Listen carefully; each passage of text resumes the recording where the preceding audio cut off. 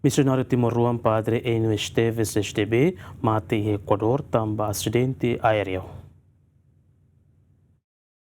Iha loran ranulore Senin avioneta ida monu iha Equador hodi resulta emanain tolu mate. Ida husi vítima mortal mak Padre Enio Esteves SDB Misionariu Timoroan husi congregação salesiana nebe durante ne halau missão iha Equador. Ter informação nebe GMN acessa husi El Universo acidente ne acontece bain hira Padre Enio Esteves SDB halote serviço comunitário no atu fila faliba província Morona Santiago iha Equador. Acidente ne acontece bem hira avioneta ne atu husi kela pista, mas beto agora se deu catene motivo husi acontecimento ne. Padre Enio Esteves SDB durante ne halau missão iha Equador, no dar parco iha zona Asuar, onde tau matamba povo amazônico iha Equador. Padre Enio Esteves SDB husi Leomar, município Lauten. Vítima mortal na rua Seluk maka ida piloto no ida Seluk hanesan secretário ba missão voluntária. Ter informação husi comunidade salesiana iha Equador, cerimônia fúnebre se halau iha loron ruanolo resingualo fulane.